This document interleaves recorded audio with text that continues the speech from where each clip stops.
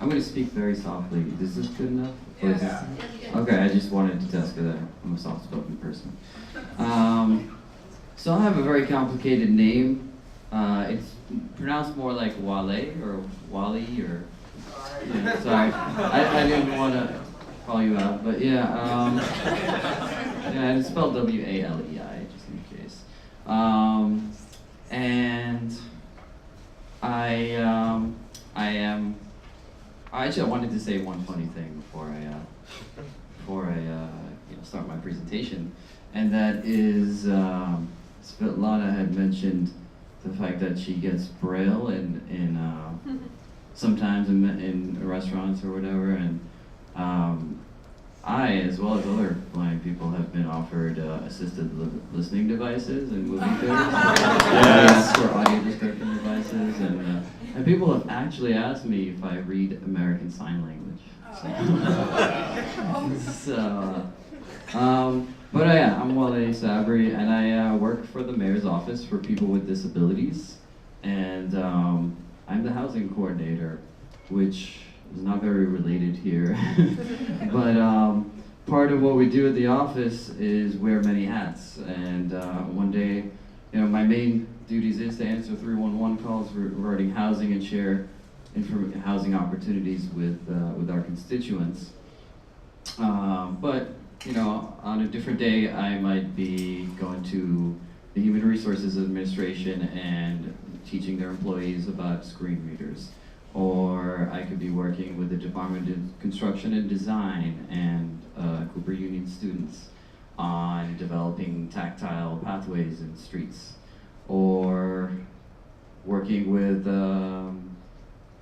recent vendors with the city who are replacing phone booths with Wi-Fi hotspots and tablets on making sure that they're gonna implement accessibility. Or doing our social media. You might have noticed me sitting and tweeting about this on my phone. So we just end up doing a lot of things, and one of those things that is working with other city agencies and making their services services as well as websites and documents and their awareness level, I guess, more accommodating to people with disabilities. So I do get to help work with other city agencies on making their websites and electronic documents more accessible. So that's what my presentation is about.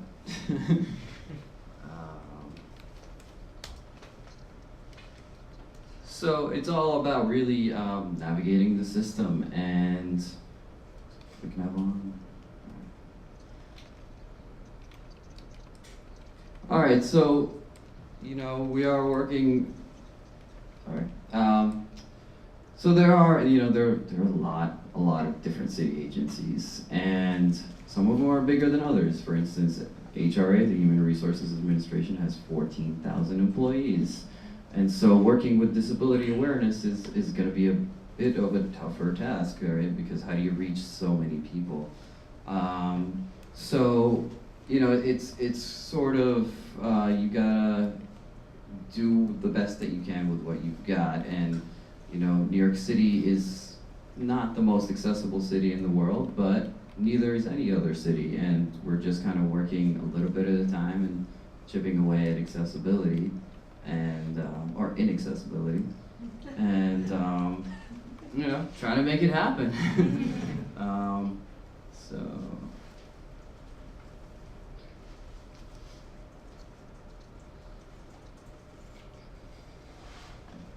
I need like 2 hands here.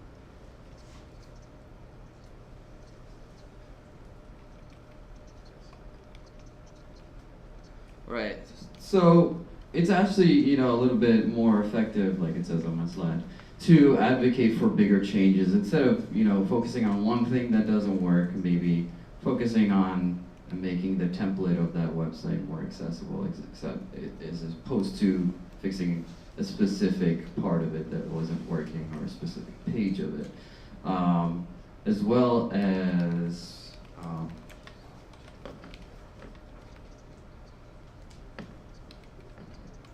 and also addressing your issues with the right city agencies. So if you have an MTA complaint, which many of us do, the Department of Transportation is actually not the right place to go to. The Department of Transportation is more about the streets and curbs and things like that. And MTA is actually, I believe, a state agency. So, you know, it's just about finding every agency has its own, you know, complaints process, and it might not seem like you're making a difference by submitting complaints, but somebody out there is reading it or listening to it, and it does make a difference. And if you feel like it's not making a difference, there are other entities, you know, you could reach out to, if it's sort of going past a certain level of unfairness or just inappropriateness, I guess, you know. So, and another thing that to be aware of is advocating for those big changes. There's something called a request for proposals, and that is how a lot of city agencies acquire a lot of their products and services. So, for instance, a city agency might put out a request for proposals to, I don't know, replace all the phone booths with Wi-Fi hotspots and Android tablets. And so it's basically what needs to be done is to make sure that our interests are included in those RFPs, and part of what we do here in the city, in the office, is try to advocate for accessibility within the RFPs. When I first started working for the mayor's office, which was not too long ago, it was in February, I had to take an online training, and it was less than accessible. It was a diversity training, you know. It was called Everybody Matters, inclusion and diversity training. But I reached out to the Department of DCAS, the Department of Citywide Administrative Services, who have, you know, are in charge of those sort of trainings and administrative, you know, citywide administrative things like that. And they were very happy to work with me. And, you know, the person connected me with somebody that works in the IT department, and they came and they, you know, got my experience. They saw me trying to use it was like online, so it was like a website, and they saw the struggle, you know, not the struggles, but the barriers that were there, and they saw that in real time, just like we were discussing earlier, which, you know, it made it very clear to them. And unfortunately, their current system was very flash-based, and, you know, there wasn't really a lot that they could do to make it more accessible. But what they did sort of promise me, and I'll keep following up with them to make sure that they do that, is when they do move on to a new sort of online training system, that they'll probably have to put out an RFP, and they will include accessibility in that. So that's just a little story of how these things work and how they can get better.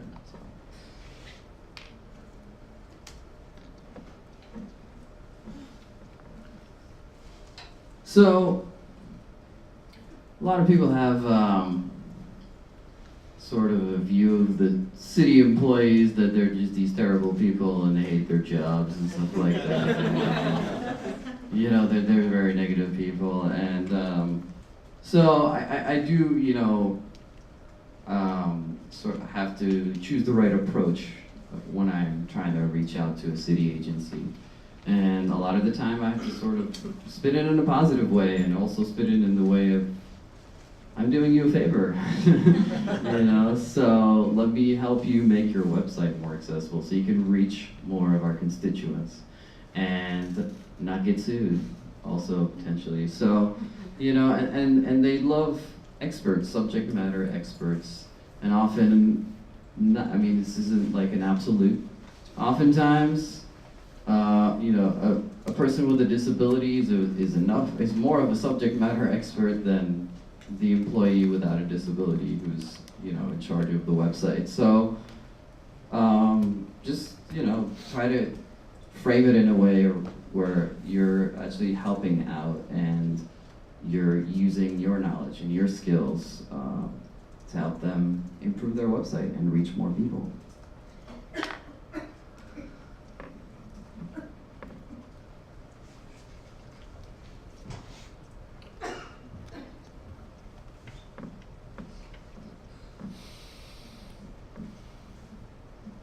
All right, so some of the things that I have worked on, us as a office we've worked on, but it's mostly me that has sort of been the head of that initiatives, or these initiatives, is I worked on our website, the Mayor's Office for People with Disabilities website, and I have worked also on our ADA 25 website. We have a website for all the ADA celebrations that happened this past summer for the 25th anniversary of the ADA. And it's still a work in progress, but when I was viewing when I was going through the websites, initially they didn't have any headings at all. There was no headings.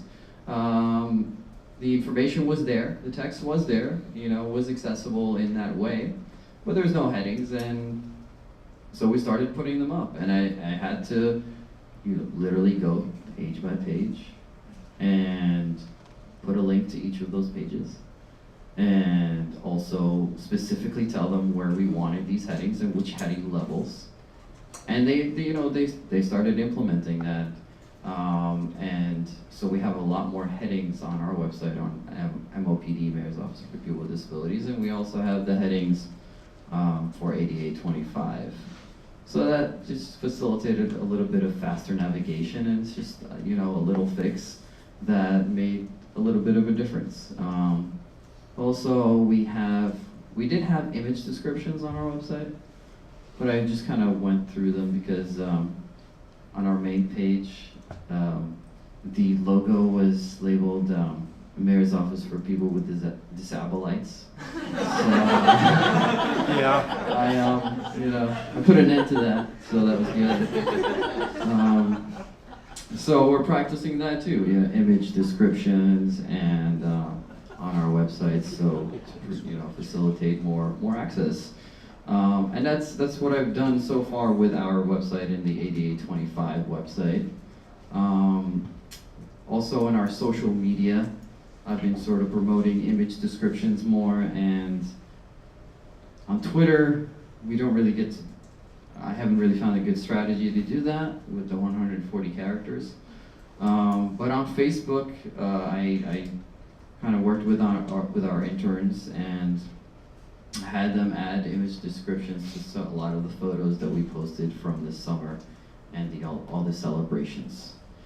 So, just working a little bit at a time and working with the people and the resources that I have to just facilitate a little bit more access, as much as possible. Because, like I said, I do have to do a million things, like organize workshops and panels, and so I can't really focus on web accessibility full time, which I would love to, but.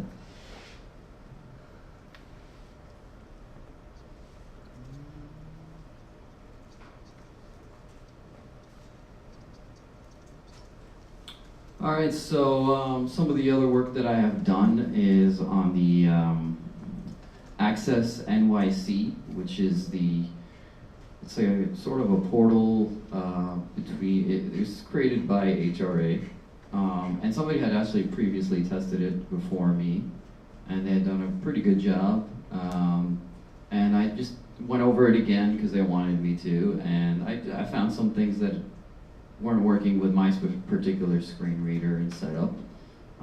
Mainly, there was like a keyboard focus issue with some of their drop-down menus, and there was also this one page with a bunch of checkboxes. But these checkboxes were associated with the title of the page. So every time you would go to each of these checkboxes, you would actually have to hear an entire sentence first before you would hear the actual text next to check the box. So it was very confusing and annoying. And as I was tested, this particular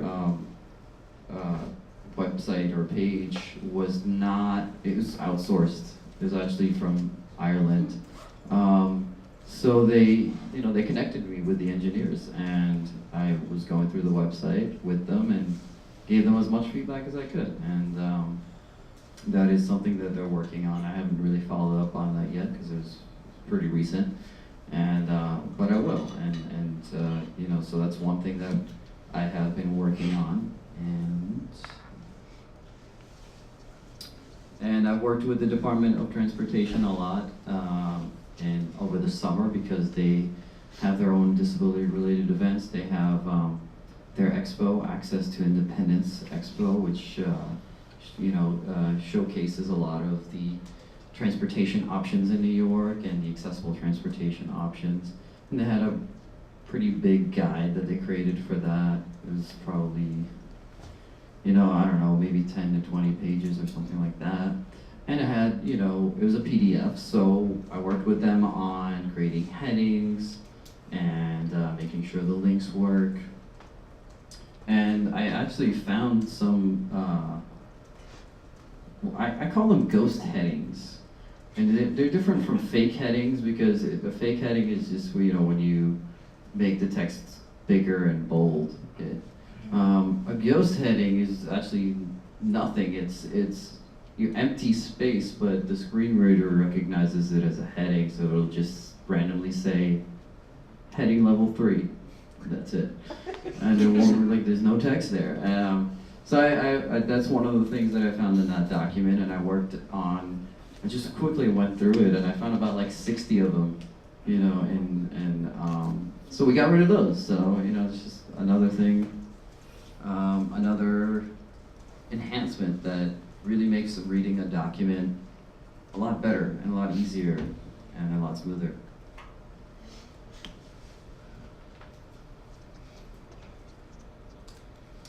And once again, I did work with HRA, and I still am on their website, because they have a pretty big website. They have a lot of services, and they're actually relaunching their website soon, or already have. But they've come up with an accessibility testimony or commitment. I'm not sure if that's something that they were posting on their website or if it's for their employees, but I worked with the ADA coordinator over there, and she's not very technologically savvy, neither am I, but I'm more of a user of this technology, and we worked together on crafting this statement for HRA, which will address their documents, most of all, primarily, as well as their website. So that's a way of facilitating kind of a bigger change, right, throughout their organization, because they are 14,000 employees large. So, and I have been working on my own guides as well, for accessibility. So they're not the most complex or the greatest guides, but for city employees who have no idea what accessibility is, it helps, and I'm creating two of them right now, which is one is for website accessibility and one is for documents, electronic documents accessibility. And whenever I can, I share them with any folks that I interact with, especially, because I end up getting documents from these people, and sometimes they're not accessible, so that's a great segue for me to be like, hey, let me share this with you so that you can send me stuff I can actually read. So, next slide. So some of the stuff that I am still working on, because it's just, I haven't really had the time to, or it's just, I haven't really found the solution to yet. On our main page for the Mayor's Office for People with Disabilities, they have this slideshow thing. So we input a few stories that we want to keep sort of flashing, and so it would just kind of change. It keeps changing. and it doesn't really behave very well with screen readers, and you know, they're really proud of it. So I'm not really sure what the best solution for that is, but that's still there. And what our website and pretty much a lot of city websites are on the nyc.gov page or domain. And so what I've also been trying to work on is kind of working with the Department of Information Technology and Telecommunication, DO-IT, and they, well, basically just working on having them change the nyc.gov template so that a lot of these accessibility fixes are implemented, you know, on a larger scale, and it would affect more websites, because they manage a lot of the city websites themselves. And they update, you know, they change them or renew them one at a time. So if they do create this template that I'm trying to help them create, then they can use that whenever they're recreating or renewing a website, so that the accessibility is sort of ongoing.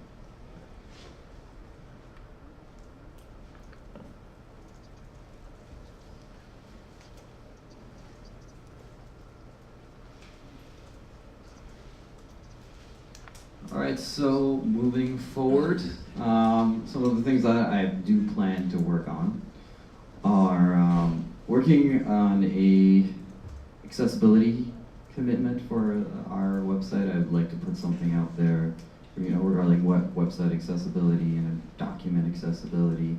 It's always good to have that information ready and available for other city agencies or for the constituents or just for whoever that's visiting.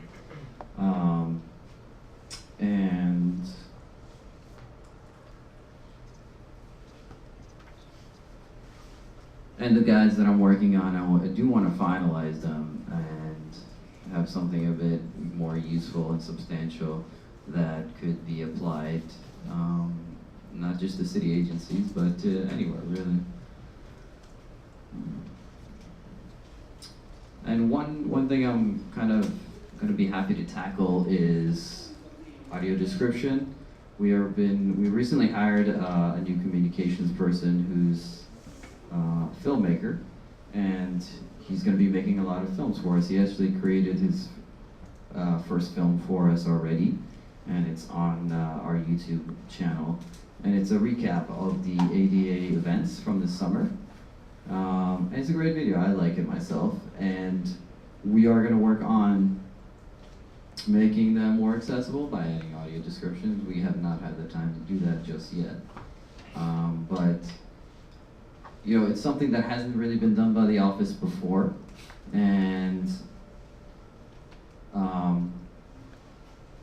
you know, that's why I'm there, right? That's why they hired me, is because I'm bringing in this knowledge and how to do it. It's not the hardest thing to do in the world.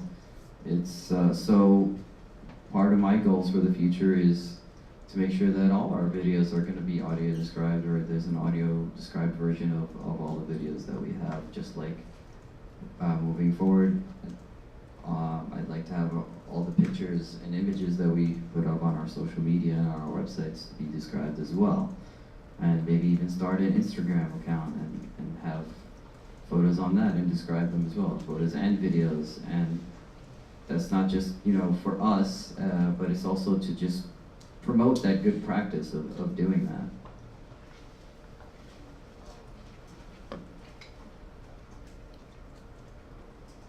So, and I believe we do already use closed captioning in our videos, but you know, that's something that we're going to continue to do and probably improve on. Maybe explore closed captions as opposed to open captions, or open captions as opposed to closed captions, and seeing what the best solution is for that.